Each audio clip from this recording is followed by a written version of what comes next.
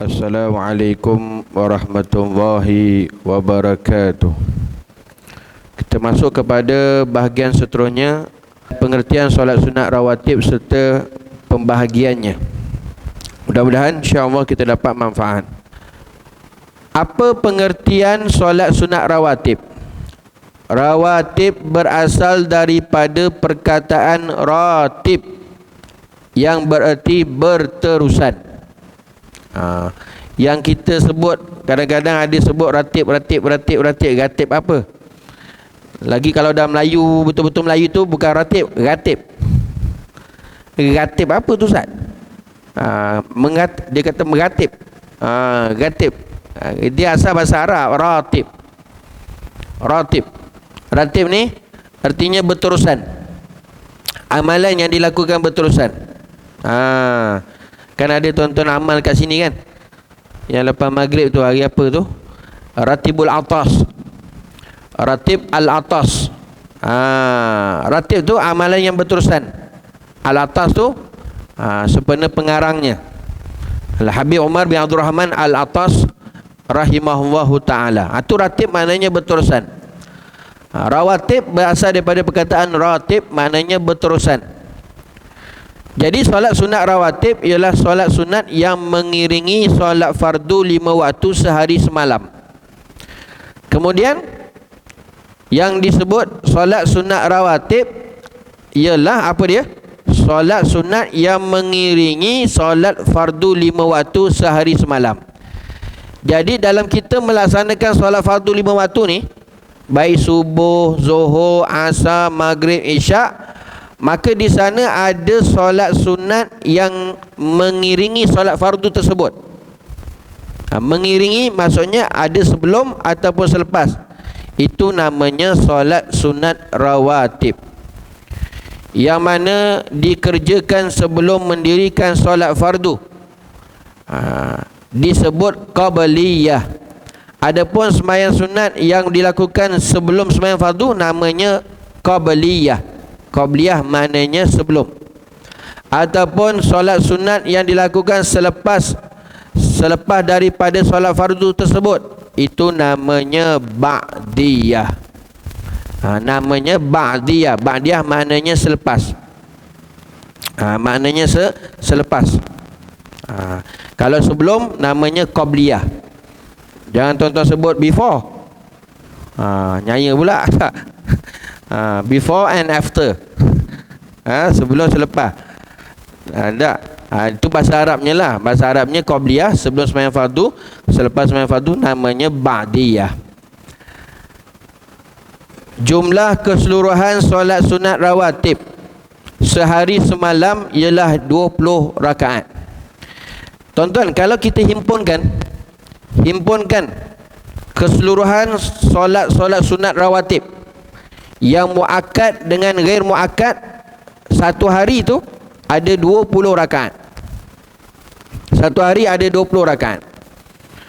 Daripada sembahyang sunat rawatib daripada subuh tu sampai isyak, total semua sekali ada 20 rakaat.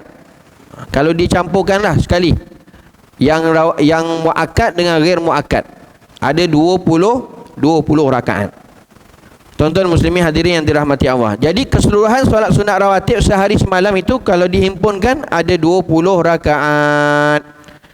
Syekh Zainuddin Al-Malibari disebutkan di dalam kitabnya Fathul Mu'in, yasunnu lil akhbari sahiha al-thabita fi sunan. Disunatkan kerana mengikut hadis-hadis sahih yang sabit tentang solat-solat sunat. Yang pertama, solat sunat 4 rakaat sebelum asar. Ini kita himpunkan dulu tuan-tuan. Bilangan rakaat sembahyang sunat rawatib sehari semalam. Yang pertama, 4 rakaat solat sunat sebelum asar. 4 rakaat solat sunat sebelum asar. Yang kedua, 4 rakaat sebelum zuhur dan 4 rakaat selepas zuhur.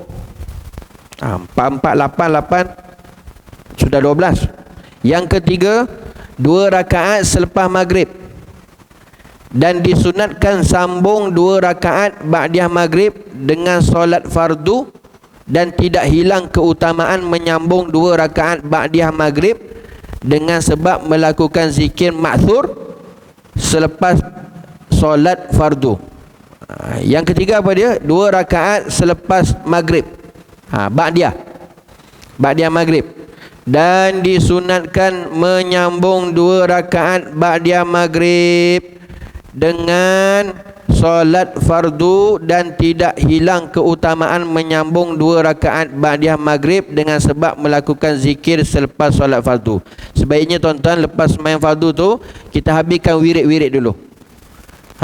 Zikir-zikir yang maksur, wirid-wirid selepas sembahyang tu tuan-tuan, itu merupakan warid daripada Nabi SAW. Duduk dulu zikir sama-sama imam, habis lepas tu barulah melaksanakan solat sunat. Yang ketiga, 2 rakaat selepas daripada isyak. 2 rakaat selepas daripada isyak. Dan yang kelima, 2 rakaat sebelum isyak, jika tidak sibuk menjawab azan. Lepas tu tuan-tuan, ketika mana azan, kita masuk masjid azan, nak solat sunat ke nak jawab azan dulu? Dua-dua sunat tu. Maka afdalnya kata ulama, maka jawablah azan dulu. Boleh saja kita semayang ketika mana waktu azan, cuma kita terlepaskan sunnah nak jawab azan tersebut. Maka jawab azan dulu, kemudian barulah kita semayang sunat. Itu yang paling terbaik. Dua-dua perkara itu kita dapat. Apabila di antara azan dan iqamah ada ruang waktu yang mengerjakan 2 rakaat sebelum isyak, maka dia kerjakan. Jika tidak, maka diakhirkan selepas solat isyak. Tuan-tuan muslimin hadirin yang dirahmati Allah, apabila di antara azan dan iqamah ada ruang, maka kerjakanlah tuan-tuan sembahyang sunat. Lepas tu ramai tuan-tuan dia solat tarawih tapi semayang ba'diyah isyak dia tinggal. Kan ada ruang tu. Bilal lepas habis saja semayang fardu isyak, maka dia bukan terus duk panggil kita semayang solat sunat tarawih. Takkan lepas bagi salam doa terus saja bangun as-salatu tarawih athabakumullah. Dia ada bagi ruang. Maka ada ruang kat situ, tunaikanlah semayang sunat. Dekat situ apa? Semayang sunat ba'da isyak. Tapi malangnya dia duduk, ya tuan-tuan, dia tunggu tarawih tu.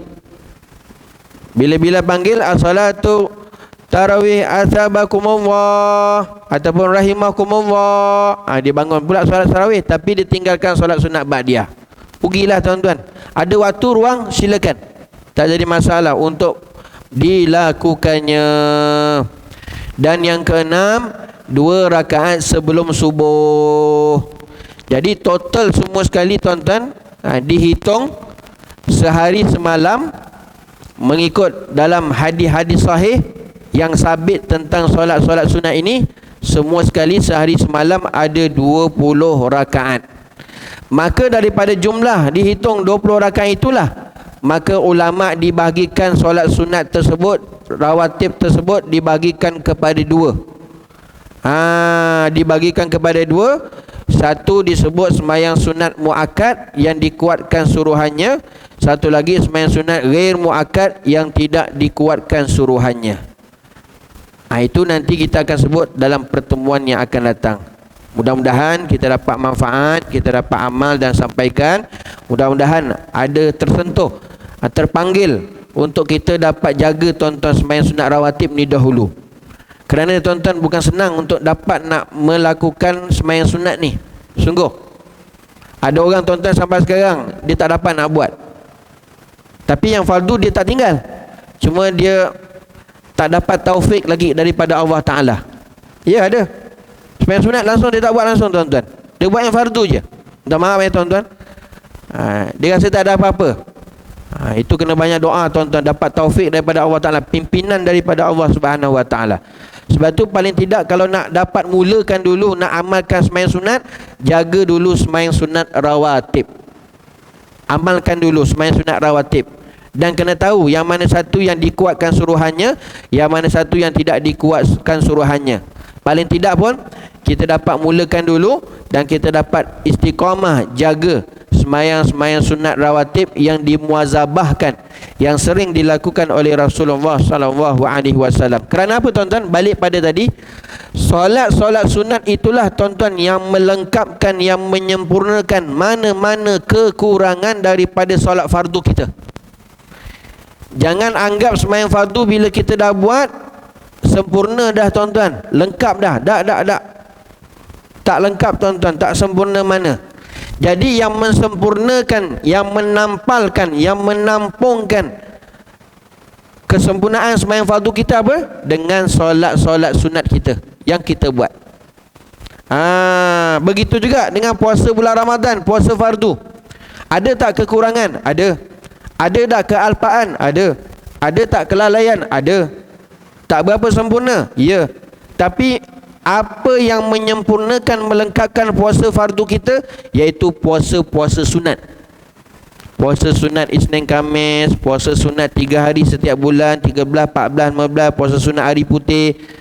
Amalan-amalan sunat ni tuan-tuan, dia melengkapkan, dia menyempurnakan ibadah kita yang fardu di sisi Allah Subhanahu wa taala. Sebab tu bila kita faham ni tuan-tuan, tak mudah-mudah kita nak tinggal sembahyang sunat ataupun amalan-amalan sunat. Kerana rupanya amalan sunat ni dia menyempurnakan dan melengkapkan ibadah kita kepada Allah. Kerana apa? Ibadah kita ni tak sempurna mana bila kita buat persembahkan kepada Allah Jalla Jalaluh. Mudah-mudahan Allah SWT berikan kita taufik dan hidayah, terus menerus kita dapat melaksanakan tuntutan perintah Allah Ta'ala yang paling terbaik, mengikut sunnah Nabi SAW. Dan insyaAllah mudah-mudahan bermanfaat, kita dapat amal dan sampaikan. Kita akan sambung nanti pada pertemuan yang akan datang. Wallahu ta'ala a'lam. Hadza wabillahi taufiq wal hidayah. Wassalamualaikum warahmatullahi wabarakatuh.